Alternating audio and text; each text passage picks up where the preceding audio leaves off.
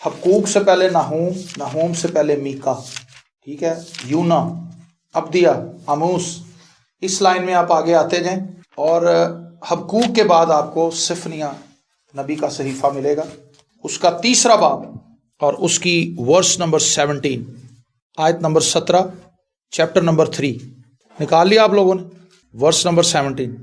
اور خداوند کے کلام میں لکھا ہے، خداوند تیرا خدا جو تجھ میں ہے قادر ہے، وہی بچا لے گا، وہ تیرے سبب سے شادمان ہو کر خوشی کرے گا، وہ اپنی محبت میں مسرور رہے گا، وہ گاتے ہوئے تیرے لیے شادمانی کرے گا۔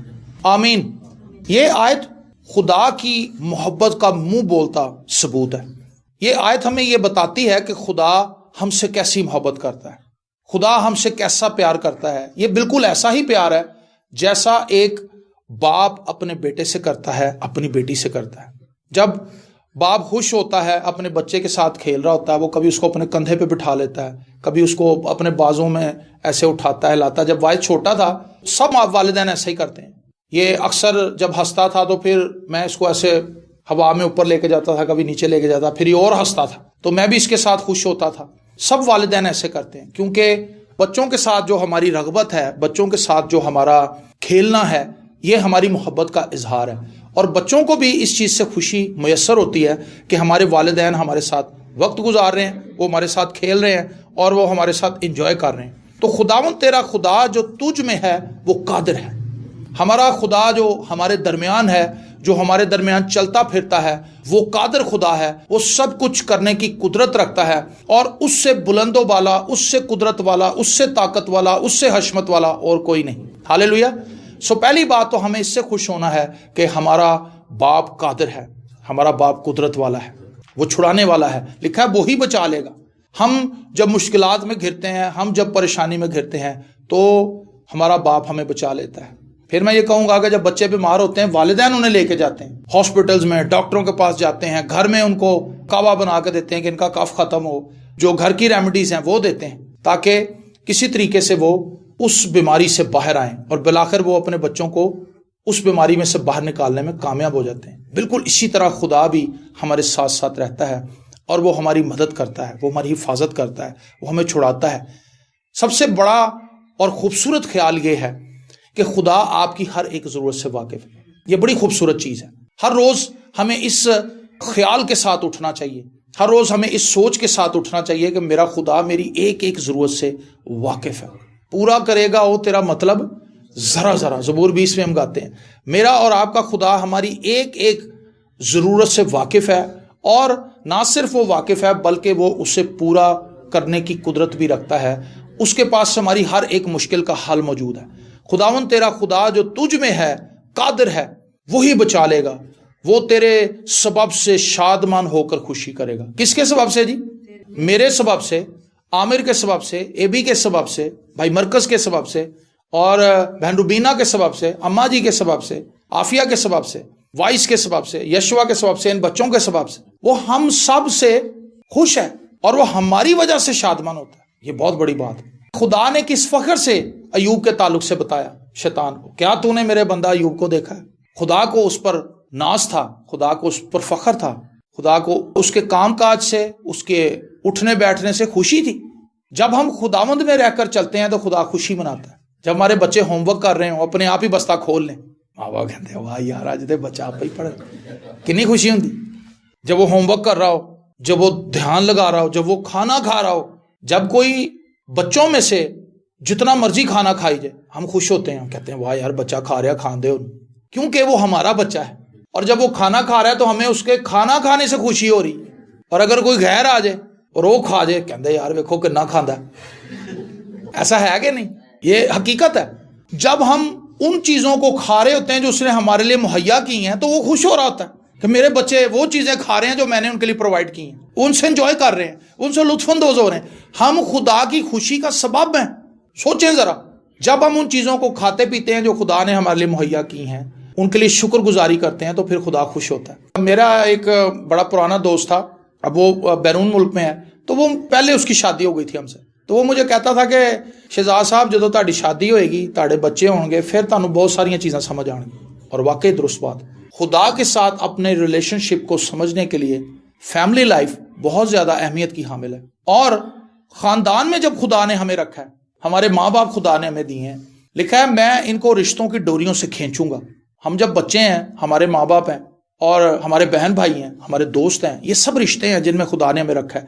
ان رشتوں کو خدا نے کیوں بخشا ہمیں؟ تاکہ ہم ان میں رہ کر خوشی منائیں. لیکن افسوس کی حالت یہ ہے کہ آج ہم اپنے تمام رشتوں سے کھچے پڑے ہیں، کوئی کسی سے خوش نہیں، ہر بندہ تجھے تو ساڑ رہے.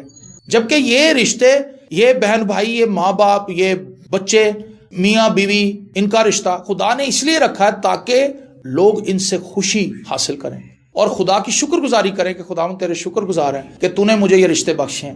تو خدا کب خوش ہوتا ہے جی؟ وہ تیرے سبب سے شادمان ہو کر خوشی کرے گا. تو آپ یہ کہہ سکتے ہیں کہ خداوند مجھے توفیق دے کہ میں تیری خوشی کا سبب بنوں، میں تیرے لیے دکھ کا سبب نہ بنوں. جب ہم خدا کی بات نہیں مانتے، جب ہم اس کا کلام نہیں سنتے، جب ہم اس کے کلام پر عمل نہیں کرتے، جب ہم اس کی حضوری میں آ کر اس کی ستائش پرستش نہیں کرتے، جب ہم اس کے ساتھ وقت نہیں گزارتے، تو خدا افسردہ ہوتا ہے. خدا افسردہ ہوتا ہے. مصرف بیٹا جب اپنے باپ کو چھوڑ گیا تھا، اس کا باپ بہت افسردہ تھا، اس کا انتظار کرتا تھا، اس کا انتظار کرتا تھا. ہر روز وہ دروازے کو دیکھتا ہوگا، ہر روز وہ باہر جاتا ہوگا اور وہ اس کے دوستوں سے پوچھتا ہوگا کہ کیا اس کی کوئی خیر خبر تمہیں ملی ہے، کیا تمہیں پتا ہے کہ وہ کہاں پر ہے. وہ دور چلا گیا تھا، لکھا ہے دور چلا گیا تھا، اتنی دور کہ وہ اپنے باپ سے ڈسکنیکٹ ہونا چاہتا تھا. وہ چاہتا تھا کہ میری کوئی خبر میرے باپ تک نہ پہنچے.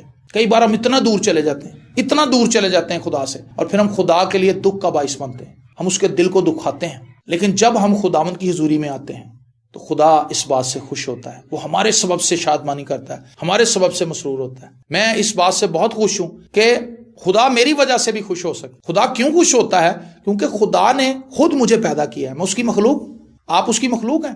اس نے اپنی شبیہ پر ہمیں بنایا، اور جب ہم اس کے کہے ہوئے کلام کی پاسداری کرتے ہیں، جو کلام ہم ہر روز پڑھتے ہیں، جب ہم اس کو پڑھ کر اس پر عمل کرتے ہیں، مل کر عبادت کرتے ہیں، مل کر رہتے ہیں، ایک دوسرے سے محبت کرتے ہیں، پیار کرتے ہیں، ایک دوسرے کا خیال کرتے ہیں، ایک دوسرے کی فکر کرتے ہیں، ایک دوسرے کو معاف کرتے ہیں، ایک دوسرے کی ہمت بندھاتے ہیں، ایک دوسرے کو تسلی دیتے ہیں، ایک دوسرے کے ساتھ کھڑے ہوتے ہیں، مشکل میں خوشی میں ایک دوسرے کے ساتھ کھڑے ہوتے ہیں، تو اس سے خدا بھی شادمان ہوتا ہے. خدا نے انسان کو بنایا اسی لیے کہ وہ مل جل کر رہیں. خدا نے انسان کی کنسٹرکشن ہی ایسی کی کہ وہ اکیلا نہیں رہ سکتا، اس نے ضرور ہی فیملی میں رہنا ہے. اور پھر آگے لکھا ہے وہ اپنی محبت میں مسرور رہے گا. خدا ہم سے محبت کرتا ہے اور وہ اس محبت میں مسرور رہتا ہے. خدا محبت ہے، محبت خدا میں سے نکلتی ہے. یہ وہ ایک خوبصورت پاکیزہ جذبہ ہے جو انسانوں کے اندر خدا نے ڈال دی. اور محبت بڑی چیز ہے، اور اس پر ایک انتہائی خوبصورت تحریر پولس نے کرنتھیوں کے خط میں اس کے 13ویں باب میں لکھی ہے کہ محبت سب کچھ سہ لیتی ہے، محبت برداشت کرتی ہے. محبت کی خوبیاں اس نے بیان کی ہیں، اور میں سمجھتا ہوں کہ محبت پر اگر آج تک کوئی بہترین تحریر لکھی گئی ہے تو وہ پولس کی وہ تحریر ہے جو اس نے پاک روح کی رہنمائی میں لکھی ہے، اور کرنتھس کی کلیسیا کو اس نے بتائی ہے. آج ہم اس کو پڑھتے ہیں، اس سے رہنمائی لیتے ہیں. آپ اس کو گھر جا کے پڑھیں، اس پورے چیپٹر کو، پہلا کرنتھیوں اس کا 13واں باب. آپ حیرت زدہ ہو جائیں گے کہ محبت کیا چیز ہے. ہم محبت کسے سمجھتے ہیں؟ ہم گلا کرنے کو محبت سمجھتے ہیں، اگلے کی جھاڑ بونج کر کے کہتے ہیں بس جہدے نال محبت ہوندی اودے نال ہی گلا ہوندا. جس سے محبت ہوتی ہے اس سے گلا نہیں ہوتا، بلکہ اس کی برداشت کی جاتی، کیونکہ آپ اس سے محبت کرتے ہیں. جب آپ نے اس کے اگینسٹ اس کو ویسے ہی بدتمیزی سے جواب دے دیا، اس سے لڑائی جھگڑا کر لیا، بعد چو کہا جی ساڈی تے محبت برداشت کرتی ہے. یہ محبت کی تاثیر ہے اور یہ محبت کی نیچر ہے. محبت کی نیچر یہ ہے کہ وہ برداشت کرتی ہے. وہ گاتے ہوئے تیرے لیے شادمانی کرے گا. یہ امیزنگ چیز ہے جی کہ خدا آپ کے لیے گائے گا، خدا آپ کے لیے گائے گا، خوشی کرے گا. یہ عجیب چیز ہے کہ نہیں کہ خدا گا رہا ہے، اور کس کے لیے گا رہا ہے؟ For you, for me, for us. ہمارے لیے خدا گا رہا ہے، خدا خوش ہے. یہ خوشی کا ایک انتہائی ایک بڑا تاثر ہے. خوش جب ہم ہوتے ہیں تو ہم اکثر گاتے ہیں. مرکز بھائی نیچے گا رہا ہوتا اکثر، اس کی آوازیں اوپر آ رہی ہوتی ہیں، گیت گاتا ہے. یہ اس کا اظہار ہے کہ بھئی یہ بس اپنی من مرضی میں ہے، موج کر رہا ہے، ٹھیک ہے نا. جب مینا مزے میں ہو تو وہ گاتی ہے، مینا کی ایک آواز ہے، کوئل کی ایک آواز ہے. کوا بھی اپنے حساب سے گاتا ہے، جیسا گلا خدا نے اس کا سیٹ کیا ہوا وہ بھی گاتا ہے. جب ہم موج مستی میں ہوتے ہیں، خوش ہوتے ہیں، شادمان ہوتے ہیں، تو پھر ہمارے اندر سے نغمے نکلتے ہیں، نجات کی راگنیاں، خوشی اور شادمانی کے نغمے ہمارے اندر سے نکلتے ہیں. جب خدا ہمارے سبب سے خوش ہوتا ہے تو بائبل مقدس یہ بتا رہی ہے کہ پھر خدا بھی ہمارے لیے اسی طرح سے اپنی خوشی کا اظہار کرتا ہے. وہ ہمیں نہیں پتا کہ خدا کس طرح گاتا ہے، خدا کے سانگز کیا ہیں، خدا کون سے ورڈز استعمال کرتا ہے. یہاں وہ جسٹ ایک میلوڈی ہوتی ہے، لیکن خدا بھی خوشی کا اظہار کرتا ہے. اور خدا کی خوشی کا سبب کون ہے؟ میں اور آپ۔ یہ بہت بڑی بات ہے میرے لیے۔ یہ آج صبح جب میں اس آیت کو پڑھ رہا تھا، مجھے اس آیت کو پڑھ کے بڑی خوشی محسوس ہوئی کہ خداوند میں وہ شخص ہوں جس کی وجہ سے تو خوش ہوتا ہے، اور اس کو الٹ کر لیں تو میں ہی وہ شخص ہوں جس کی وجہ سے خدا افسردہ ہوتا ہے، خدا افسردہ ہوتا ہے، خدا کو دکھ ہوتا ہے۔ تو ہم نے اپنے آپ کو دیکھنا ہے، کیا ہم خدا کو خوش کرنے والوں میں سے ہیں یا ہم خدا کو افسردہ کرنے والوں میں سے ہیں؟ اگر ہم خدا کو خوش کریں گے تو ہم خدا کی قربت میں، خدا کو خوش کرنے کا ذریعہ کیا ہے؟ کیا ہم خدا کو بہت پیسہ دیں گے تو خدا خوش ہو جائے گا؟ خدا کو ایسے پیسے سے کوئی سروکار نہیں، ایسی دہیکی سے خدا کو کوئی سروکار نہیں۔ کچھ لوگوں کو میں نے دیکھا کہ وہ دہیکی دیتے ہیں، وہ ہدیہ دیتے ہیں، لیکن وہ خود چرچ نہیں آتے، دعا نہیں کرتے، کلام نہیں پڑھتے۔ کیا خدا کو ان کا پیسہ چاہیے؟ نیور۔ خدا کو ان کے پیسے کی ضرورت نہیں ہے۔ خدا یہ چاہتا ہے کہ پہلے وہ خود آئیں، پھر ان کے پیسے ایکسیپٹیبل ہیں خدا کی نظر۔ اگر وہ خود خدا کی رسپیکٹ نہیں کرتے، خدا کے گھر نہیں آنا چاہتے، تو جو لاکھ روپیہ کمایا ہے اس میں سے اگر وہ 500 روپیہ دے دیتے ہیں تو اس سے کیا ہے؟ خدا سے لاکھ روپیہ پایا اور 500 روپیہ بیوی نو دے کے بھیجتا کہ جا چندے پا دے میرے موجہ کر تو ہی تے تیرا پادری بھی۔ لاکھ روپے میں سے اگر 500 روپیہ آپ دے رہے ہیں اور خود خدا کی حضوری میں نہیں آ رہے، اس کا مطلب ہے کہ ہم ناشکرے لوگ ہیں، ہم شکر گزار نہیں ہیں۔ ہم جسٹ یہ دکھانا چاہتے ہیں کہ دیکھو جی خدا کے دیے ہوئے میں سے ہم نے خدا کو دیا، اس میں سے بھی ہم ناانصافی کرتے ہیں۔ لاکھ میں سے 500 تو نہیں بنتا، کیا خیال ہے؟ کم از کم 10,000 بن۔ یہ چیزیں ضروری ہیں۔ میرا ماننا یہ ہے کہ اگر آپ خود خدا کی حضوری میں نہیں آ رہے تو خدا کو آپ کے پیسے نہیں چاہیے۔ پہلے آپ ہیں، بعد میں آپ کی چیزیں ہیں۔ اگر آپ جسٹ پیسے دے کے یہ سمجھ رہے ہیں کہ خدا کی برکتیں ہم پر بنی رہیں گی، تو ایسا نہیں ہو سکتا۔ خدا نے جو کچھ آپ کو دے دیا ہے وہ پہلے ہی بہت زیادہ ہے۔ پیسوں سے ہم نے اس کو خریدنا ہے یا پیسے سے خدا کو راضی رکھنا ہے؟ نیور۔ خدا آپ کو چاہتا ہے، خدا مجھے چاہتا ہے، خدا ہمیں چاہتا ہے۔ اور جب ہم خدا سے اپنی محبت کا اظہار کریں گے، اس کے حضور آئیں گے، اس کے حضور جھکیں گے، اس سے خدا خوش ہوگا۔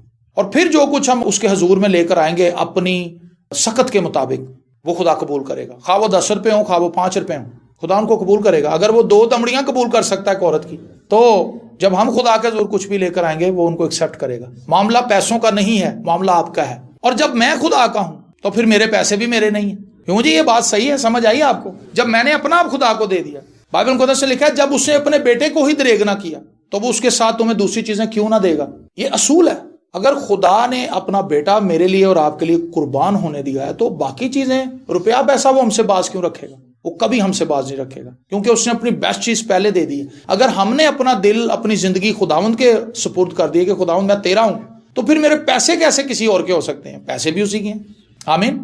میں یہ کہتا ہوں کہ خدا ہمارے 10% کا حقدار نہیں ہے، خدا ہماری زندگی سے تعلق رکھنے والی ہر ایک چیز کا حقدار ہے، کیونکہ یہ سب کچھ ہے ہی اسی کا۔ ہم جسٹ اس کو ہولڈ کرنے والے ہیں، ہم اس کے مالک نہیں ہیں، ہم مختار ہیں، ہم ان چیزوں کو یوز کرنے والے ہیں۔ اور سوال اس چیز کا ہے کہ ہم ان چیزوں کو یوز کیسے کرتے ہیں، یہ سوال ہے ہم پر۔ انٹرنیٹ سے لے کر ہر ایک چیز تک، جو انٹرنیٹ آپ ڈیلی آپ کے گھر میں آ رہا ہے، آپ اس کو کیسے یوز کرتے ہیں؟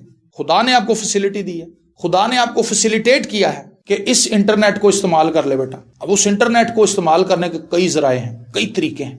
غلط طریقے سے استعمال کریں گے تو اس کا مطلب ہے آپ اس فیسلٹی کا جو خدا نے آپ کو دی ہے مس یوز کر رہے ہیں۔ لیکن اگر آپ اس کو درست طریقے سے استعمال کرتے ہیں تو اٹس مین کہ آپ کو جو سہولت خدا نے دی آپ اس کو انجوائے کر رہے ہیں اور اس سے فائدہ اٹھا رہے ہیں۔ تو خدا کس کی وجہ سے شادمان ہوتا ہے جی؟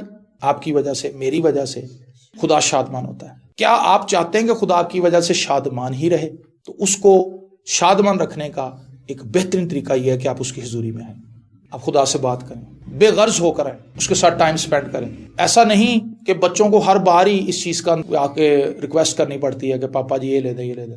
بہت سی چیزیں تو ہم خود اپنے بچوں کو دینا چاہتے ہیں، ان کے مانگنے سے پہلے ہی ہم خیال رکھتے ہیں کہ یار آج بچیاں نے کوئی چیز نہیں کھادی، آتے ہوئے باب لیتا تھا، چلو جی لیز دے، جو بھی مطلب ایک عام روٹین کی چیزیں، لیز کے چپس آ گئے، چاکلیٹس آ گئیں، کینڈیز آ گئیں، کوئی ایسی چیزیں، کوئی دہی بھلے آ گئے، فروٹ چاٹ آ گئی، تاکہ بچے کھائیں، بچے اس کو انجوائے کریں۔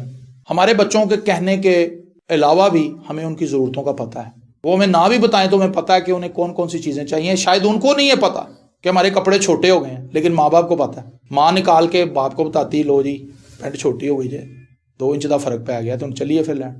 پھر وہ لاتے ہیں، انتظام کرتے ہیں، موزے پھٹ گئے ہیں، بوٹ ٹوٹ گئے ہیں، کتابیں لانی ہیں، یہ کام کرنا ہے، وہ کرنا ہے، یہ ضرورت ہے، یہ ضرورت۔ بچوں کو نہیں پتا ہوتا، بچے تو سوئے ہوئے ہیں، بچے کھیل کود میں لگے ہوئے ہیں، لیکن ان کی ضرورتوں کا خیال کون کر رہا ہے جی؟